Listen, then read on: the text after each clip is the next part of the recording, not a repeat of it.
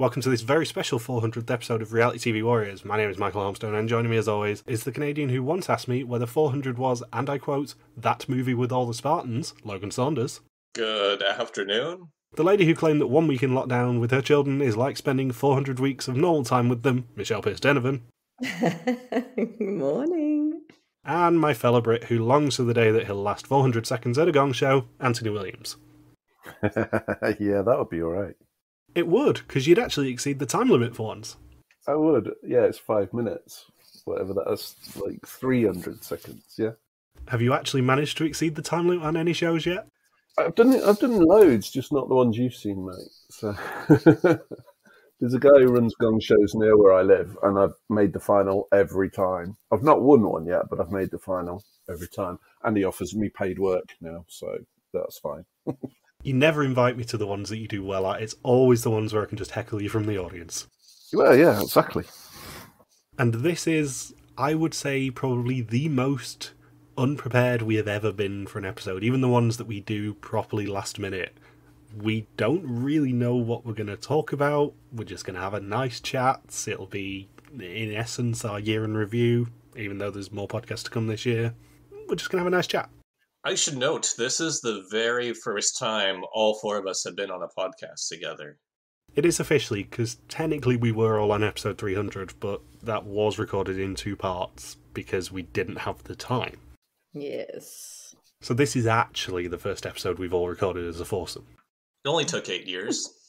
Yeah, it's only rapidly approaching 8 years, and I did the math a couple of days ago. There is a non-zero chance that we'll be finishing next year with episode 500. Wow. Did we stop at 500? This is like 500 and that's it? Yep, show's cancelled after 500. It's like, we'll finish season 10 of Belgie, we'll get to, say, 15 seasons of Mole recaps, and that is it. Yep. Then one of us will go off on a transphobic rant, and we'll just all get cancelled. That'll be it. Oh, that's already been cut. I have alluded to it in the past. Someone loves a swear word and never says them. Just saying. Yeah, as long as we avoid inviting Michael Richards onto this podcast, we should be okay. Who? You don't know Michael Richards? I do not. Kramer off of Seinfeld. Yeah. Do you know the big controversy with that is that this would have been 2006 or 2007. He had a stand-up act, and he was being heckled by the audience, and the audience members who were heckling him happened to be black. And then he ended up using the N-word a lot, and then everyone booed him, and then that effectively ended his career. He got to appear on the Seinfeld reunion episodes of Curb Your Enthusiasm, and that's been it. And then he said, I'm pretty much going to retire, yeah.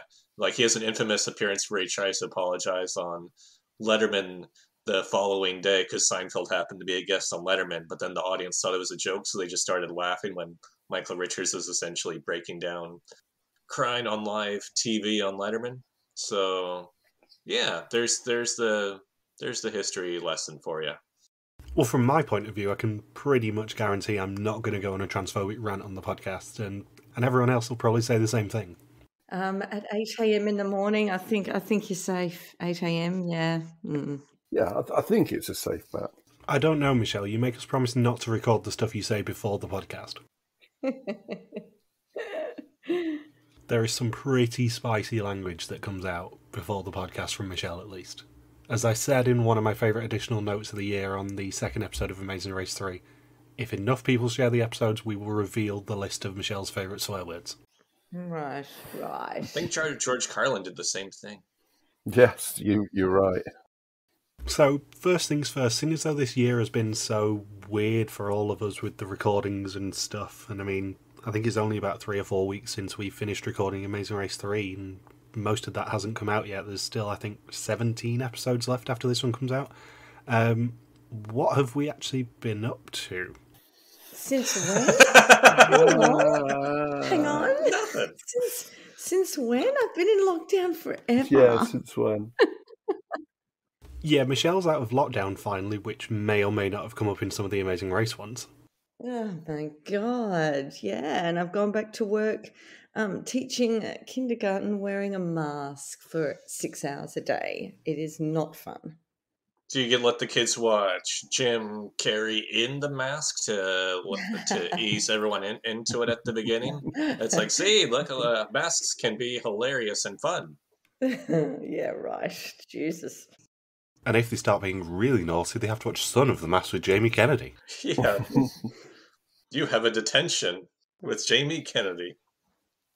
But on the plus side, they don't get to hear what you're silently calling them. So that's good. We can't read the teacher's lips anymore. What is she mouthing under her breath? Get me out of here. I didn't know she knew so many languages. Hot for Dama. And you're gearing up to go away, aren't you, Logan? Yeah, by the time this comes out, I will be away because on November 2nd, I am off to Romania and I've got tickets booked to 2 other countries. Ooh. 2 other countries that you were being very coy with me about and then showed me an email which confirmed what they are. Yep. Well, so I may as well tell that story right now because that's an entertaining one. So I was reaching out to Airbnb hosts. And one of them was because I messaged a bunch of them saying, I'm an online ESL teacher. I need, can you please send me like your download and upload speed and your ping as well? And then if it's good enough, then I'll probably book with you. And sometimes people will just say, oh, the speed is good enough, but I fall into that trap before. So I'm only going to book with somebody who sends me exact numbers. And most of the people sent back numbers, and then one guy was like, oh, it's nighttime, I'll message you in the morning when I wake up. And eventually he sends me the numbers, and that was all in the message. And it said, oh, his Airbnb is now unavailable. Because I guess if 2 or more people try to book for the same dates, then it lists the person's Airbnb as unavailable in the little sidebar on the Airbnb app. And I'm responding to the other people who were... who responded earlier and who I was chatting with a bit more extensively or had a question within their inbox that I had to respond to. But this guy didn't send a question until an hour after I went to bed. So then I wake up and then I respond to him and say, oh, sorry, I thought it was unavailable. I booked with somebody else. And then I just get this huge rant that he was waiting for my response or other people waiting to book. This is the worst he's been treated in 3 years on Airbnb. And I said, I'm sorry, I just thought it was unavailable and I didn't see your question till afterwards. And he's like, what? No, you sent me this 20 hours without any sort of response to anything. And it just went on and on. And I just kept every 5 messages or so. I just said, oh, I'm sorry. And then he just kept going on. And then eventually I'm like, okay, this is it. This is what happened. You didn't ask me a question till after I went to sleep. I work nights. I'm sorry for this misunderstanding. That's it. And then he was still trying to respond after that. I'm thinking, the crazy part is this guy has a 4.84 rating out of 5 on Airbnb and has like 180 reviews and is a super host. And I'm thinking this guy really likes people who book with him. So, yeah, then I report him to Airbnb saying, this was excessive. I really don't want this guy messaging me again. Jeez. And going back to what I was saying about how it's been so long since we've recorded some of these episodes, I can't remember whether I've told the start of this story in one of the Vidamore Amazing Race episodes that haven't come out yet. I think I have, and Logan probably knows where I'm going to go with this one. I think so. What was it about? So it's to do with Antwerp and the Belgian mole finale that never was, because for some context to anyone who doesn't know, Logan and I go to the Belgian mole finale. We got invited by Gilles, the host. So what usually happens is we work out the date. I then book a flight and a hotel for me, and after we finish actually being at the Belgian mole finale event, Logan comes back to my hotel room, we record the finale podcast, and then he gets sent on his merry way about 3 in the morning. So obviously that didn't happen last year, but I did still book a flight and a hotel because at that point, when we worked out the date, we didn't know the coronavirus was going to be a thing. So contacted the airline, got the money back straight away, and had a hotel booking that I'd booked through booking.com. So 24th of March last year, which was the first full day of lockdown and also my birthday, I emailed the hotel through booking.com and said, really sorry, your borders are locked down, our borders are locked down, nothing I can do. Is there any chance I can get a refund? As soon as I can, I will come over and stay with you. Took about 6 weeks, got a reply off them. They said no, we're still open for emergency bookings, so you're shit out of luck, basically. We can't offer you a refund, but we can offer you a credit note. Credit note was valid till the end of 2020. Got to about October, November time last year, our borders were still very much locked down, not a chance I was going to travel. Contacted him again, got the same response essentially, but we'll extend it to the end of 2021, fine, whatever. Got to August this year, the restrictions were still a little bit too fluid for me, so contacted them saying, doesn't look like I'm going to be able to come over this year, is there any chance I can just get a refund? I'm going to stay with you next year, as soon as I can, come over. Got a response off them saying no. And me being me, I obviously took this fairly nicely, and I think that's probably where it ended with the podcast if I did tell this story on there in August. There is a footnote coming to this. So basically I contacted my credit card company, got told, sorry, you are probably in the right, but you can't prove that they were closed when you were meant to be going, so there's nothing we can do, sadly. Contacted Booking.com, they said essentially the same thing, you contract with the hotel, which is nonsense, it's not. So ended up leaving them a 1-star Google review. Took about 6 weeks, got a response off them, and they said, oh, really sorry about this. We actually did offer you an extension for your credit note until the end of 2022, but you didn't accept it. So I contacted Booking.com, and it turns out the Booking.com customer service lied to me, and it was them who were being the shitheads, and not the hotel. So I'm really hoping I didn't name the hotel, because they were lovely, and Booking.com are in my very bad books right now. As a result of this shitstorm, I've got an upgrade for the hotel next year, yay go me, and Booking.com are getting a 1-star Trustpilot review as soon as I stay in that hotel next year. Yeah, we've had issues with Booking.com too for Gianne's when she booked her quarantine hotel the first time. She tried to go through them because with the Philippines, what they do is it's pre-approved government hotels for them to spend their quarantine. So she booked a hotel that was on the list, paid in full before she left here. This was for Christmas time last year. And then she showed up at the airport saying, "No, this is the hotel I booked at. They're on the government list." And then the airport said, "No, they're not. You're gonna have to stay at our government facility instead."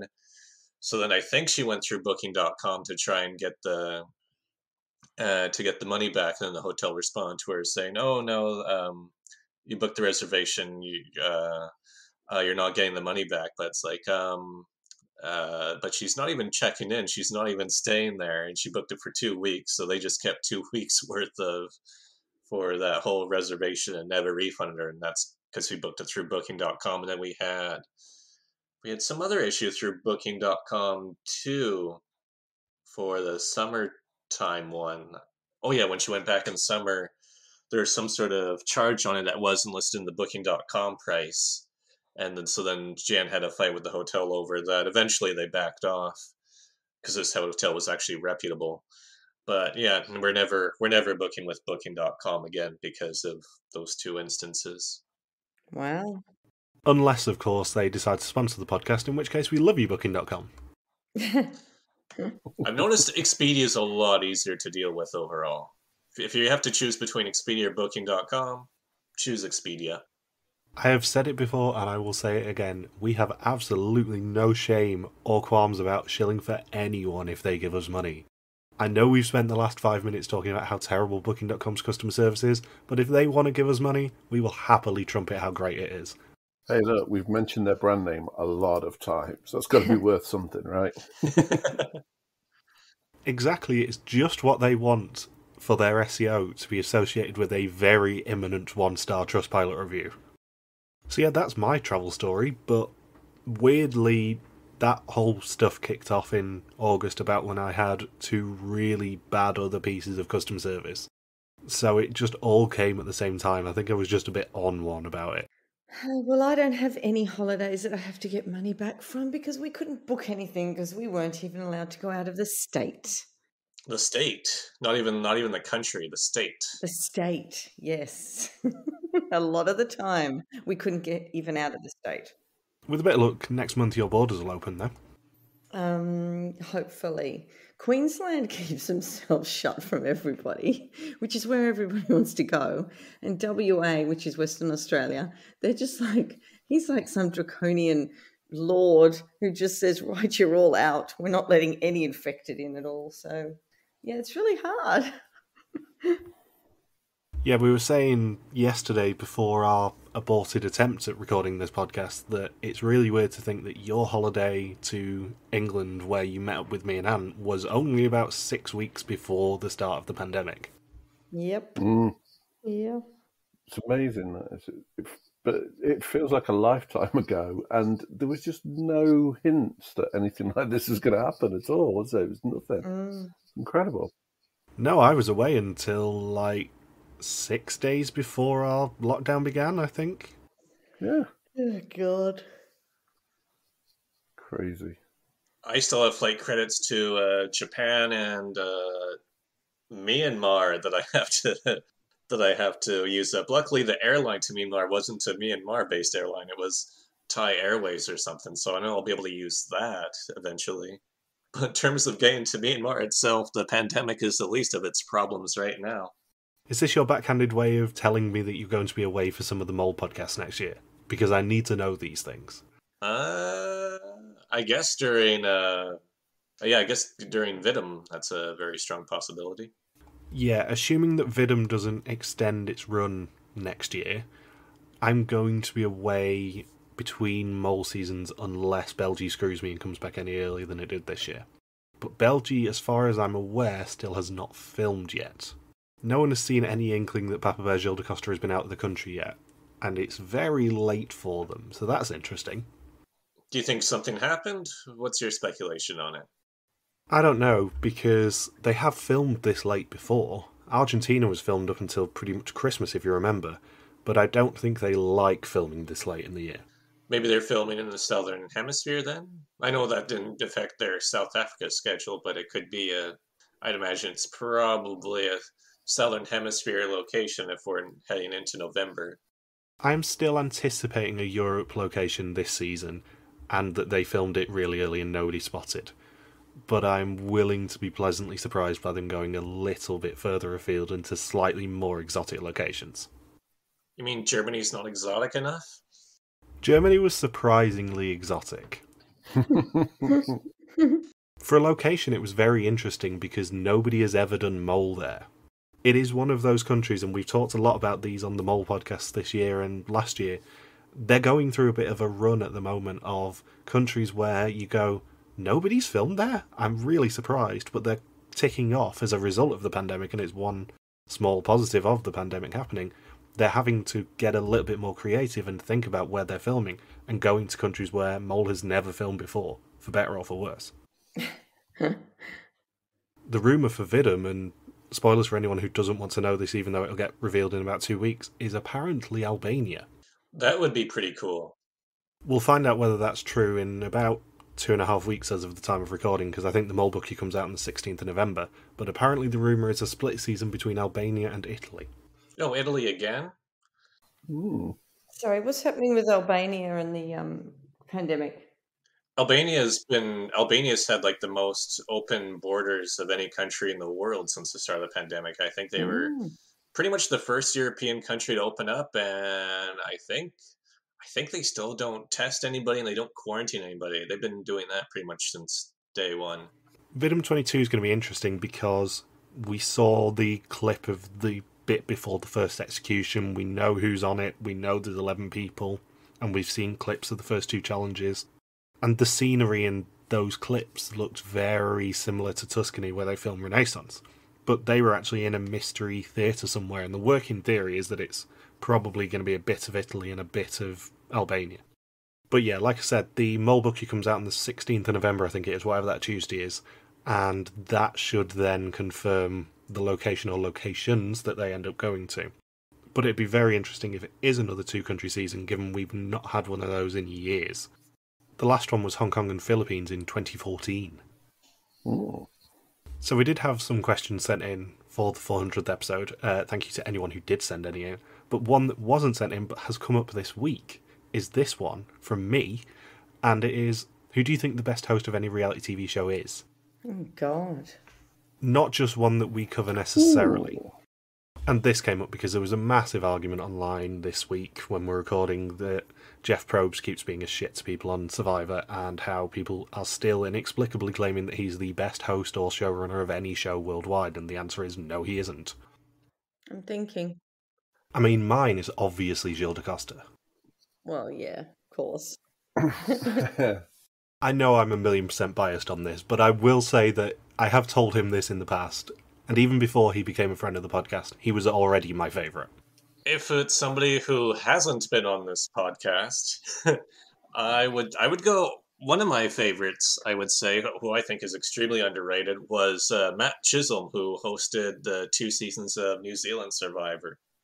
He's just so quirky and such a fun host, but then he did a really good job with both reunion shows that they did for New Zealand Survivor, and yeah, I just think he's a great host overall. I would love to see him host another season. I believe part of the reason that Survivor New Zealand didn't come back for a 3rd season is because he moved to the countryside and essentially gave up working in TV. I heard that. I may be wrong on that, but I think he went a little bit rural. Yeah, if you see his Instagram, he definitely has some interesting content. I think he had a farm. What? There aren't any farms in New Zealand. You crazy? What do you guys think, Michelle and Ant? Thinking. Well, I would say because I've met him, Glenn Hugel was a great host. He is a lovely, lovely bloke. Lovely man. I did quite enjoy Anderson Cooper as a host, actually. He was all right. Quite like that. Yeah, he's really good as a host. Also somebody who only did 2 seasons. I think he was probably number 1 until Gilles DaCosta came on the scene. On the subject of lovely people who are also great mole hosts, and also he did Amazing Race Australia, I have to give props to Grant Bowler as well, because he is a lovely man from my interactions with him on Twitter. I was going to say Grant, but more for the mole than for Amazing Race. I liked him in the mole, but definitely, Phil could definitely be more out there. He's a bit quiet for me. So it's really hard. I have problems with lots of hosts for different reasons. But definitely Grant Bowler in the mole is better than him in the race, yeah.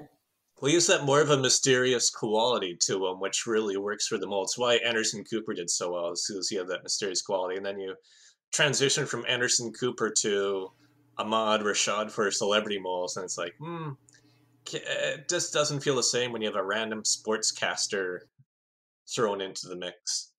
I think as nice a person as Phil is, he has been phoning it in on Amazing Race for a few years now. Did you see that clip that went a bit viral when he was on Tough as Nails a couple weeks ago? No, I mute anything to do with Tough as Nails because it's just saccharine bullshit. Yeah, it was just I think it was a 7-second clip where Phil just says, "Oh, come on in," and everyone comes in, and there's a guy who's standing next to Phil who is, I guess, going to explain the challenge or whatever manual labor tasks they have to do. And he's like, "Oh, your name is Jeff, isn't it?" And Phil says, "No, Jeff's the guy who does Survivor." So I think that just kind of boils down what Phil would be like if he tries to be more active host, is that he's essentially imitating Jeff Probst. Yeah, you get the odd glimpse of Phil enjoying himself on Amazing Race, but I think in the past few seasons that's been a bit more few and far between. I mean, it is 33 seasons that he's done now. I think it's just more of that thing that he gets to do once every other year or so, maybe once every 18 months, just as a fun, like, oh, it's fun to do an Amazing Race again. Fans really, I like to do it for the fans and the paycheck. And then he just has to do it for, 3 weeks of filming and then 1 week or 2 weeks of other, press or the finals interviews and whatnot. So maybe it takes up like 6 weeks out of his whole year doing stuff for Amazing Race. And you got to think it's now been over 20 years of doing Amazing Race. And Jeff Probst has now done over 20 years of Survivor. And the way Probst keeps it interesting for himself is to introduce hourglasses and 20 different advantages with Amazing Race, he can't really. Phil just can't implement whatever random twist he wants just to make it more exciting for himself. I think the furthest he's gotten with it is doing the head-to-head twist for 2 seasons, and it fell flat instantly. I mean, I love the fact that so many hardcore Survivor fans have watched Survivor 41 and got to the position where I'm at, where they're just like, why am I still watching this? It's bullshit. The delicious turn in the fan community after episode 1 of people just going, Survivor has a few too many bonkers advantages in the game now. It's not enjoyable. It's just delightful for me. I like how the hardcore fans who have had an easy time for the past 40 seasons, how even they can't remember who has what at this point, which is truly impressive because you got to think these are people who have watched 700 episodes at this point, probably closer to 800 or 900 if you include international versions.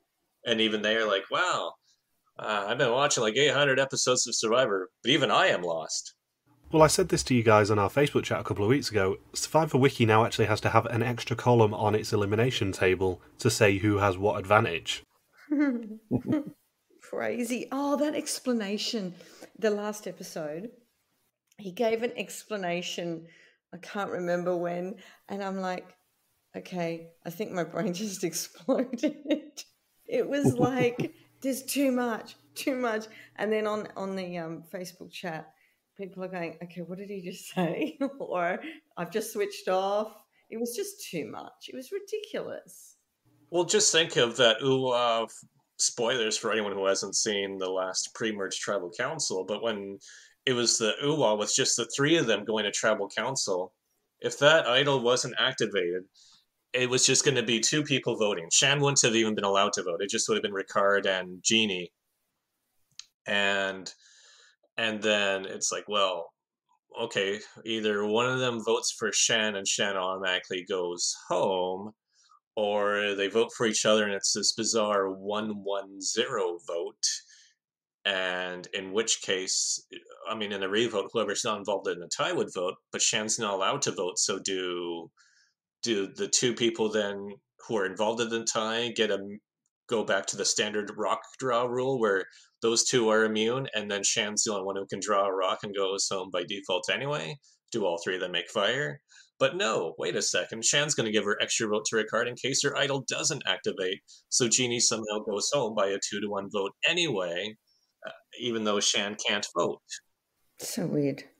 Yeah, so that's where we're at with Survivor right now. I like that there's no swaps or Edge of Extinction or Redemption Island. Like, we're so close to it being the best Survivor we've had in years, but then we've got an hourglass and 10 different advantages dropped down. It's like, even if it was five advantages and no hourglass, we'd all be fine. But this, I mean, thankfully you've got good casting, but people are gonna be lost. I think multiple Survivor writers now have written that Survivor has essentially become Mario Party, and as a big Mario Party fan, I think that's a very accurate comparison. You know what I was thinking, because I'm a mother? I'm thinking, why are you going to smash glass on a beach? What the hell is wrong with you people? It's going to be a fire. Why can't you just give her answer? You don't need to smash glass on a sand beach. The best thing is, this episode's going to come out after the next Survivor episode airs anyway, but the press pictures have already revealed what she decides to do, whether she decides to smash the hourglass or not. It's already been spoiled, basically. Ridiculous. I don't think I really need to know the spoiler to know what happens. Yeah, you can essentially think about it as, is she going to give herself immunity, or is she going to leave herself vulnerable? Or is she going to give herself a 1 in 5 shot of going home, and she knows she doesn't have any advantages or idols, which probably reduces her chances of going home to 1 in 3 if she doesn't smash that hourglass. And she knows she's on the bottom on top of that. So essentially, Erica, do you want to go home in 12th place, or do you want to smash this hourglass and advance to the next round and see 20 different advantages and idols get played? I think the ultimate question here is, if they rang you tomorrow, Logan, and said, we want you for Survivor 43, Are you interested? Would you say yes? I think I still would. I mean, I'm not watching it, I'm experiencing it. So that's different. And it's like, hey, maybe I would really suck at Survivor and I need 3 or 4 advantages and 2 idols to even get myself to the end. I don't know if I'm going to be any good or not. I could really suck. And it's like, hey, I won this game because I found an beware advantage in the fire pit. I found another advantage in my shoe. I combed my hair and another idol fell out of that. Like, that's what. So maybe it's a good thing I waited until Survivor 43 as opposed to, I don't know, being cast for Thailand or Amazon or something like that. I mean, ignoring the fact that you would have been far too young for those seasons. Yeah, but well, you get the point, though. If you had been cast on those seasons, there would have been a child endangerment case. Imagine if I was on Chewy Gone during the Attack Zone Challenge. Logan just flew 20 feet after being attacked by Ken, the New York cop. Rob just suspended Logan by his neck. Yeah. They were not in the attack zone when they first made contact. And Logan's going home on a stretcher. So that actually leads us on nicely to another question that we did have in, which is, other than the shows that we cover, what shows would we apply for? None. I only want to apply for one. So none. And my answer is also none, because it's mole or bust for me. Mm.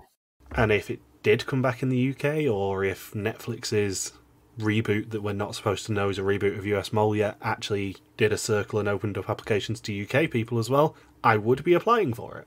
I've been applying for Big Brother Canada every year. Even something like Race Across the World, which is life-affirming in some cases, I don't think I would do very well on, because I don't exactly like slumming it when I'm away. I can't imagine finding much pleasure in sleeping on a park bench, for example. Yeah, not for anybody. Not for anybody. Yeah. I think I'd apply for that, or if there was a UK version of the race, or the mole. I think that's it. Yeah, because we always say we would never apply for Hunted, because I would be miserable sleeping in a field. I don't camp. I would apply for Hunted if Amazing Race didn't exist. I'm very surprised you didn't apply for Australian Hunted. Because then you're wiped out if I want to do the race. It's a small country. They don't put people on multiple times unless it's a celebrity version or, an All-Stars or something like that. Yeah, I think because of the way she looks. Or Sarah off of James appearing on Married at First Sight, formerly of Australia 2. Oh, but Married at First Sight, yeah, that's a different kettle of fish though, isn't it? It is an irritatingly compelling kettle of fish. From personal experience. Because me having the moral high ground about these sort of shows has gone now. After one of the Australian seasons appeared on UK television at the start of the year, and I resisted, and it didn't last long because it's amazing and absolutely disgusting television. Yep. I've never seen that show. For your own sake, don't, but it is delicious trash television. The season that was on at the start of the year, they cast one good couple and 11 sets of terrible, terrible people who really hate each other.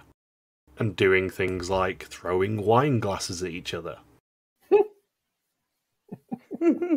And there is one bride in that season who I think slept with 3 of the husbands, only one of whom she was actually married to. Oh my God. Wow. That's crazy. Yeah. And she had a cheating scandal. We're not going to get into this properly. This will be the only time I mention Married at First Sight on the podcast. But she ended up having a cheating scandal. She hooked up with one of the husbands and convinced the experts to let her come back into the process with this other husband, but not actually quote-unquote married. And they said yes to each other at the end, and in the reunion at the end of the season, it's tradition that they bring everyone back and then reveal stuff that nobody knew about, like the fact that she was propositioning one of the other husbands. And they have this after show that is on live after the episodes air and on their streaming platform, and there is a delicious 10-minute interview with this couple breaking up live on air, and it is so awkward and made the entire season worthwhile in the end. It was delicious.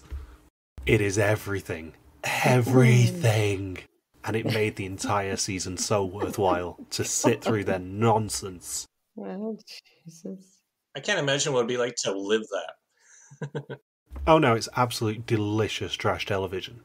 And then the UK one came back with the Australian format earlier in the year, and they went out of their way to find nice people, and it still sort of works, even without the shitheads on it.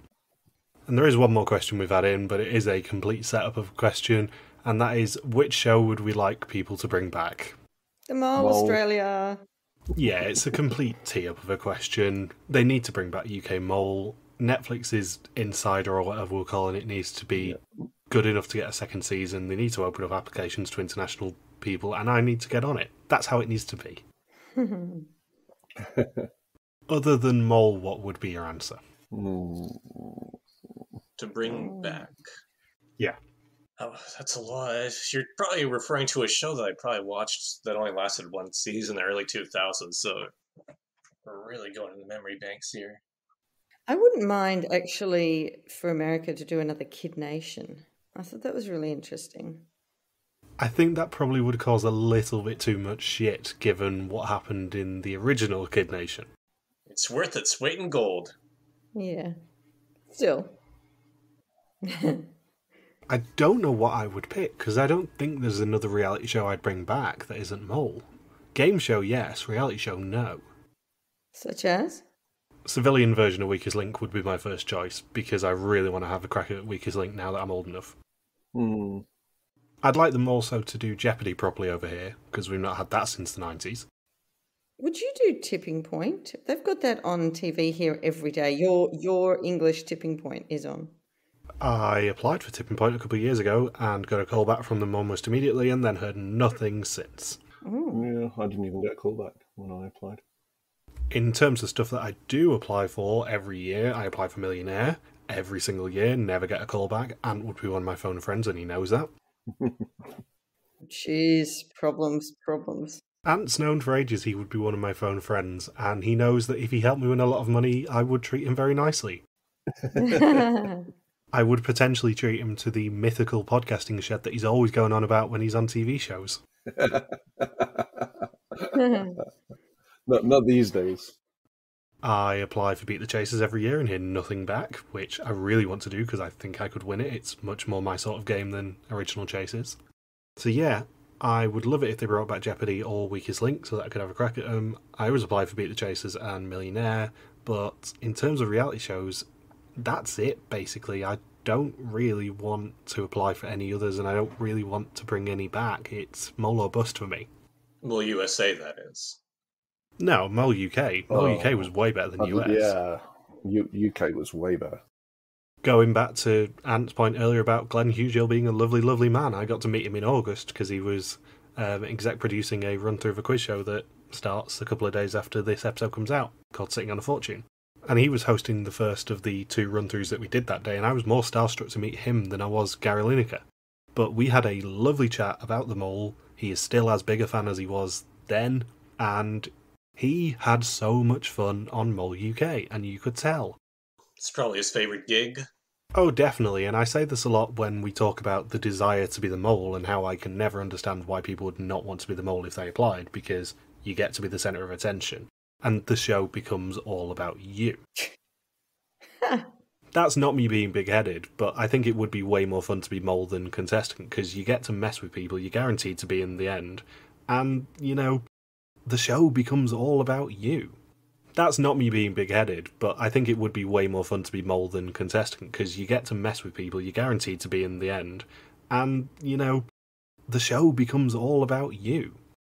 And obviously some hosts know more than others. Jill knows everything because he is showrunner, but Glenn deliberately knew nothing unless he absolutely had to.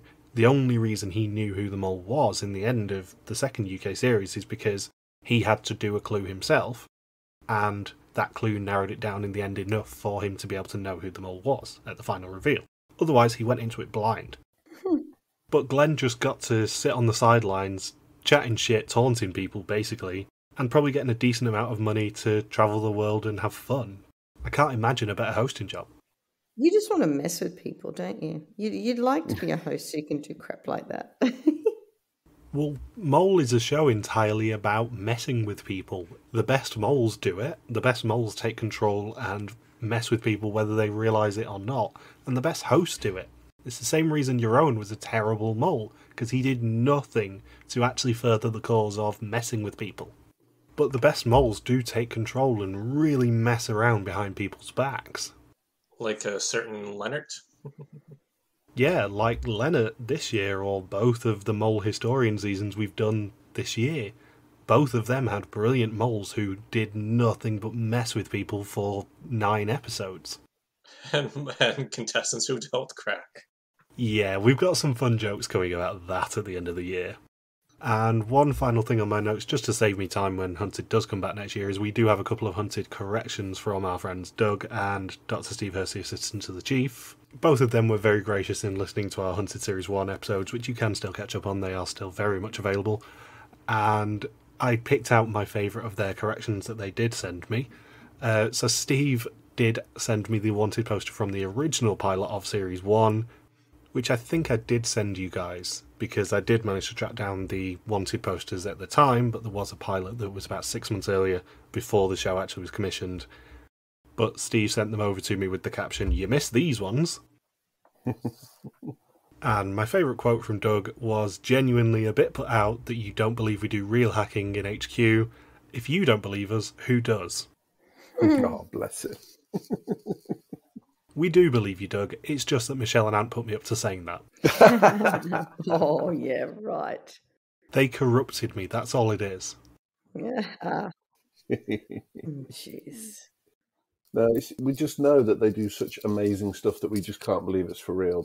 That's how good they are. Yeah, exactly. So the final question from me, and some of this can get cut if we start having a bit of a debate on it, is what are we going to do next year? Because this is our last recorded episode of the year.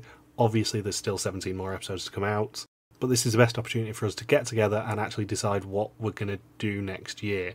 Obviously, Vidum comes back January 1st, which means that our recaps will start on January 5th. Belgie, we're expecting, is going to be roughly around the same time, my birthday week, so that will probably start getting released from about the 24th of March, best day of the year. Hunted will be sometime in the probably first half of next year, depending on when they can actually air it, because it was very delayed with filming this year because of the Rona. Other than that, I don't know what we're going to do just yet. We could do another race. I think we probably will end up doing another amazing race. Mm-hmm.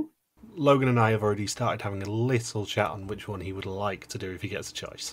Yeah. And the listeners can also suggest a season as well. But right now, I would say we'd probably be doing Season 4 or Season 5. Yeah, Logan did originally say Season 4 to me, but I am open to having a change of heart on that and having my mind changed a little bit. Yeah, most likely 4. Yeah, I don't know whether Season 4 has the same comic potential that Season 5 has for us, at least. Yeah, it's just that the bar would be set too high to do Season 5, potentially. Vidum is the one where I think there could be a little bit of debate, because there's potentially 3 we might do next year. This is not an announcement, but I've been toying with 3 potentials. Yeah, it might be the same as this year. We do another couple Vidum historians, I'm sure. Yeah, we'll be doing some Vidum historians, I just don't know how many yet. It might just end up being 2, depending on whether we can be bothered recording the 3rd one or not. And the other one that I wanted to bring up is maybe Race Across the World? Yes, that's actually it'd probably be the quickest ones to record, most likely. Yeah. Because it's only a few episodes, and I don't know how much we would be doing individual episode podcasts, but I just don't know. It probably wouldn't be as long as like a mole season each week as it's happening. How deep those discussions get. With Race Across the World, it's more documentary style, so it'd be easier. It'd be an easier project. Yeah, there's not so much strategy, is there? Yeah, exactly. I think we would be doing the show a disservice as a team if we didn't spend an entire episode talking about the boat saga that is in Series 1. It is one of my favourite episodes of reality TV ever, because it is like some sort of nightmarish Lynchian horror film of people just going stir crazy. Yeah. And it is delightful television. You should watch it tomorrow for Halloween. I'd like to do just so it forces me to do a rewatch, because that would be great. Yeah, I think if we do Race Across the World, it will be a project for all four of us, Yeah. rather than it just being a segregated group of us. Hmm. But me being me, I have to work out where it'd fit on the schedule if we did do it. But if they do one next year, would you do it live if they do a current one? They're not going to do one next year, I don't think. Definitely not in the normal time slot, which is about February, because they would be filming by now if they were going to do it next year. But I've mentioned this in the past with regards to Amazing Race. Race Across the World's policy seems to be we're not filming anything until everywhere on the route is clear, and everywhere on the route is safe from the pandemic. So I think it's going to be next year at the absolute earliest with that. Okay. It was 6 episodes for Series 1, right? Yeah, 6 episodes for Series 1, 8 for Series 2. Yeah. Yeah. And to answer your other question, Michelle, no, we wouldn't probably cover it live because Race Across the World tends to air on a Sunday, and that's about the worst day of the week that anything can air to actually get us doing a podcast about it. Okay. Yeah, it is actually, isn't it? Because it would be very difficult for you to be there. And then it interferes with their Amazing Race 33 filming schedule. I will say that that is not happening. You guys can do whatever you want with Amazing Race 33, but I will not be a part of that coverage. I had to throw that in there. I know you did. So yeah, there will be live mole seasons next year, both Dutch and Belgian. There'll be more mole historians. There'll be live hunted whenever they can be asked airing that. There will be probably another Amazing Race historians. Maybe Race Across the World. Other than that, I'm not sure. I am well aware that we are doing our usual thing of overpromising and under-delivering here, but we will see. It's a heavy pencil at the moment for a lot of these things. If people can let us know what they actually want to hear, that would be great. Have you guys got anything else you want to say? No. I'm submitting my 10th Big Brother Canada application today. Number 10. God. Good luck. Are you doing it in Halloween garb? No, it's not gonna be a Halloween application. I don't think production really is too fond of costumes in application videos. But yeah, 10. I've been doing that. I've been applying to get on there for 10 freaking years. Who's applied the most times for the Amazing Race and then finally got on? Or for Survivor and then finally got on? I try and think of them with Amazing Race. Or even Survivor. We had this conversation before. Yeah. We have, and I'm trying to remember who we actually settled on. Yeah, I thought it was 8 or 9 for Survivor. I don't remember who it was. For Survivor, I think it's way higher. I think there's people who applied, like, didn't Brendan from Ghost Island apply every single time until he got on? And Chrissy, who was on the season before, she also applied, I think, from season 2 onwards, and then only didn't apply once or twice because she was pregnant, I think. Oh, Yeah, really? something ridiculous like that. Really a lot. Yeah, but I'm pretty sure Brendan racked up like probably close to 20 applications or so. And then I'm in this one Facebook group of like veteran applicants for Survivor, and some of them said, "Oh, I sent in my 25th," or I guess because what is it, 1 application per 2 seasons now for about the past. Has it been like that since Nicaragua that they've done simultaneous casting where you just do 1 application per cycle? Yeah, because it's all money saving. It's the same reason they only do 1 location now, and that is that it's all money saving. So, Can I just highlight you're in a Facebook group for people who have applied for Survivor many, many times. yeah. Yeah, I can. Let me look it up. Let me see. I'll see the exact number. There's a Facebook group for everything. That's insane. Hang on. Let me find it. What's it called, Logan? Just what is that group called? I'm trying to find it right now. I haven't checked in on it for a while. Oh dear. Hang on. I didn't do a specific enough Because search. I can imagine the name of it being really long. Oh, The Secret Obsession of the Survivor Applicant. Oh, okay. I have quite a few friends in this group. I'm not going to lie, I was thinking of cutting this entire conversation, but Logan's revelation is making this stay in. No, it's actually saying how much they've done so far. How many members are in that group? A little over 70. It's funny, I don't know most of these people, so I don't know how I even got in here. Because I've been in this group for like 10 years. I'm thinking I couldn't even apply to Survivor till like 2 or 3 years ago. Wow. Yeah, so there's people in there who have said they've been applying for over 20 years. So there's got to be a few people who have done it. Yeah. Over 30, probably. It'd be about 30 times, I guess. 31, 32. The answer is far too many. People need to get a life. Yeah. I remember one post in that group about, this was probably about a period of my timeline, maybe about a year ago, maybe even longer than a year ago, where somebody said, well, this was actually sad. It's not really funny. When they said, "Oh, I got injured somehow, so I'm not physically able to do Survivor anymore. So after applying for 18 or 19 years, I will no longer be able to even have a shot at getting on." I'm thinking that must suck to apply about 30 times and be like, "Well, I'm no longer physically capable of doing it," and just hang up the applicant gloves. Way to bring the energy of the podcast down, Logan. Yeah. I'm surprised that group hasn't come up after 400 podcasts. It took 400 for me to mention that. I don't know if we can top that. Have you guys got anything else you want to say? Can we go for a couple more minutes just so we move on from that depressing obsessive applicant note? Like just one more topic? Extend for another 5-10 minutes? I think if there's anything that is going to sum us up after 400 podcasts, it is ending a podcast that is supposed to be a huge celebration with a deeply depressing story. Jesus Christ.